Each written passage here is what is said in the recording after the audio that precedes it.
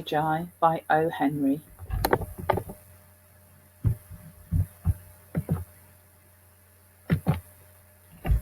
$1.87. That was all, and 60 cents of it was in pennies. Pennies saved 1 and 2 at a time by bulldozing the grocer and the vegetable man and the butcher until one's cheeks burned with the silent imputation of parsimony that such close dealing implied. 3 times Della counted it. $1.87. And the next day would be Christmas. There was nothing left to do but flop down on the shabby little couch and howl. So Della did it. Which instigates the moral reflection that life is made up of sobs, sniffles, and smiles, with sniffles predominating. While the mistress of the house is gradually subsiding from the first stage to the second, take a look at the home. A furnished flat at $8 per week. It did not exactly beg a description, but it certainly had that word on the lookout for the mendicancy squad. In the vestibule below was a letterbox, into which no letter would go, and an electric button from which no mortal finger could coax a ring. Also appertaining thereunto was a card bearing the name Mr. James Dillingham Young. The Dillingham had been flung to the breeze during a former period of prosperity when its possessor was being paid $30 per week. Now, when the income was shrunk to $20, the letters of Dillingham looked blurred, as though they were thinking seriously of contracting to a modest and unassuming D. But whenever Mr. James Dillingham Young came home and reached his flat above, he was called Jim, and greatly hugged by Mrs. Dillingham Young, already introduced to you as Della, which is all very good. Della finished her cry and attended to her cheeks with the powder rag. She stood by the window and looked out dully at a grey cat walking on a grey fence in a grey backyard. Tomorrow would be Christmas Day, and she had only $1.87 with which to buy Jim a present. She'd been saving every penny she could for months with this result. $20 a week doesn't go far. Expenses had been greater than she had calculated. They always are. Only $1.87 to buy a present for Jim. Her Jim. Many a happy hour she had spent planning for something nice for him, something fine and rare and sterling, something just a little bit near to being worthy of the honour of being owned by Jim. There was a pier glass between the windows of the room. Perhaps you've seen a pier glass in an $8 flat. A very thin and very agile person may, by observing his reflection in a rapid sequence of longitudinal strips, obtain a fairly accurate conception of his looks. Della, being slender, had mastered the art. Suddenly, she whirled from the window and stood before the glass. Her eyes were shining brilliantly, but her face had lost its colour within 20 seconds. Rapidly, she pulled down her hair and let it fall to its full length. Now there were 2 possessions of the James Dillingham Youngs in which they both took a mighty pride. One was Jim's gold watch that had been his father's and his grandfather's. The other was Della's hair. Had the Queen of Sheba lived in the flat across the air shaft, Della would have let her hair hang out of the window some day to dry, just to depreciate Her Majesty's jewels and gifts. Had King Solomon been the janitor, with all his treasures piled up in the basement, Jim would have pulled out his watch every time he passed, just to see him pluck at his beard from envy. So now Della's beautiful hair fell about her, rippling and shining like a cascade of brown waters. It reached below her knee and made itself almost a garment for her. And then she did it up again nervously and quickly. Once she faltered for a minute and stood still, while a tear or two splashed on the worn red carpet. On went her old brown jacket, on went her old brown hat. With a whirl of skirts, and with the bright sparkle still in her eyes, she clottered out of the door and down the stairs to the street, where she stopped to read the sign, Madame Sofronie, hair goods of all kinds. 1/8 up Della ran, and collected herself panting. Madame, large, too white, chilly, hardly looked the Sofronie. "Will you buy my hair?" asked Della. "I buy hair," said Madame. "Take your hat off, and let's have a sight at the looks of it." Down rippled the brown cascade.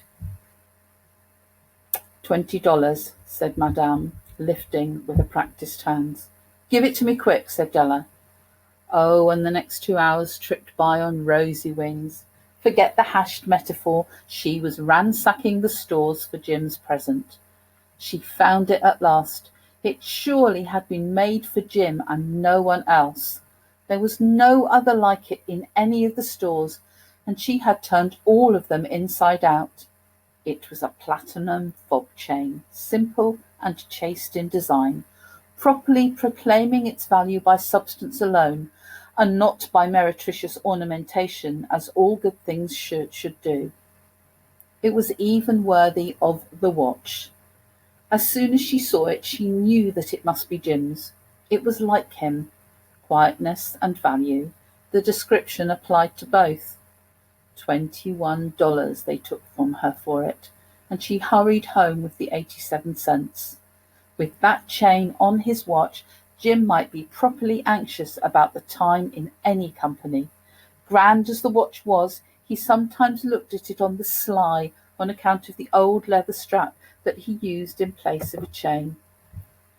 When Della reached home, her intoxication gave way a little to prudence and reason. She got out her curling tongs and lighted the gas, and went to work repairing the ravages made by generosity added to love, which is always a tremendous task, dear friends, a mammoth task. Within 40 minutes, her head was covered with tiny, close-lying curls that made her look wonderfully like a truant schoolboy. She looked at her reflection in the mirror long, carefully, and critically.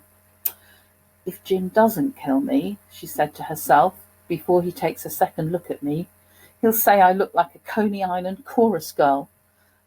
What could I do? Oh, what could I do with $1.87? At 7 o'clock, the coffee was made, and the frying pan was on the back of the hot stove, ready to cook the chops. Jim was never late. Della doubled the fob chain in her hand and sat on the corner of the table near the door that he always entered. Then she heard his step on the stairway away down on the first flight, and she turned white for just a moment. She had a habit of saying little silent prayers about the simplest everyday things, and now she whispered, "Please, God, make him think I'm still pretty." The door opened and Jim stepped in and closed it. He looked thin and very serious.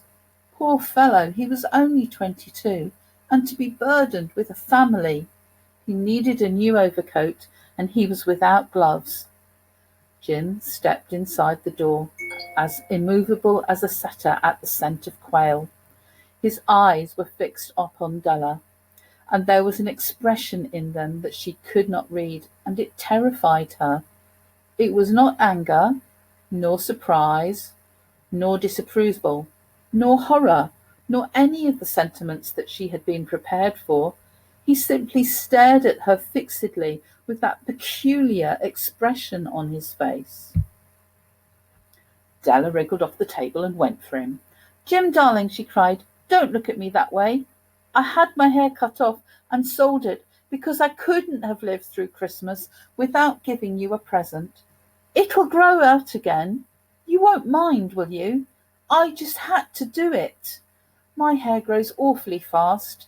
Say Merry Christmas, Jim, and let's be happy. You don't know what a beautiful nice gift I've got for you."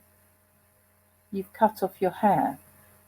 asked Jim laboriously, as if he'd not arrived at that patent fact yet, even after the hardest mental labour. Cut it off and sold it, said Della. Don't you like me just as well anyhow? I'm me without my hair, ain't I?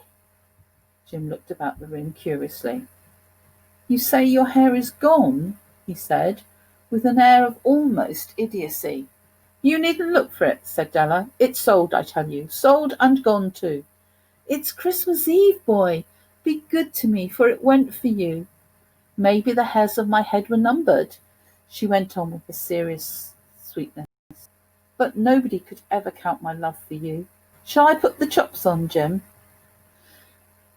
Out of his trance, Jim seemed quickly to awake. He enfolded his Della. For 10 seconds, let us regard with discreet scrutiny some inconsequential object in the other direction. $8 a week or $1 million a year, what is the difference? A mathematician or a wit would give you the wrong answer. The Magi brought valuable gifts, but that was not among them. This dark assertion will be illuminated later on. Jim drew a package from his overcoat pocket and threw it upon the table. Don't make any mistake, Della, he said, about me. I don't think there's anything in the way of a haircut or a shave or a shampoo that could make me like my girl any less. But if you'll unwrap that package, you may see why you had me going a while at first.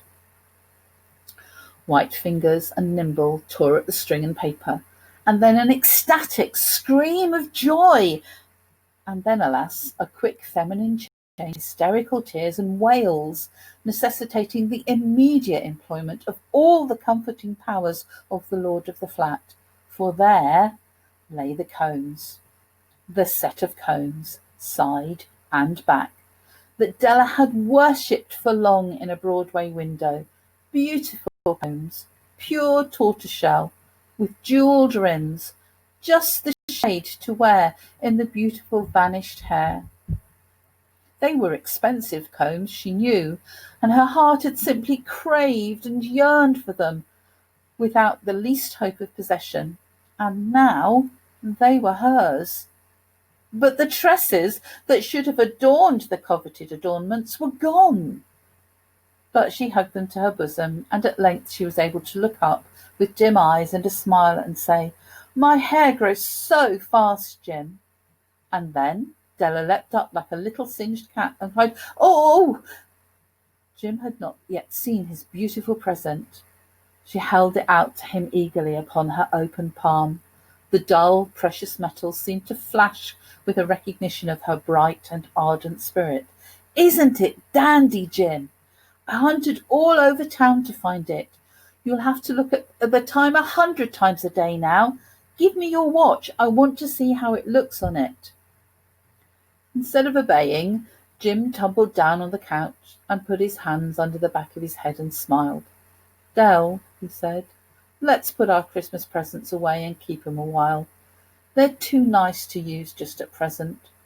I sold the watch to get the money to buy your combs. And now suppose you put the chops on. The Magi, as you know, were wise men, wonderfully wise men, brought gifts to the babe in the manger.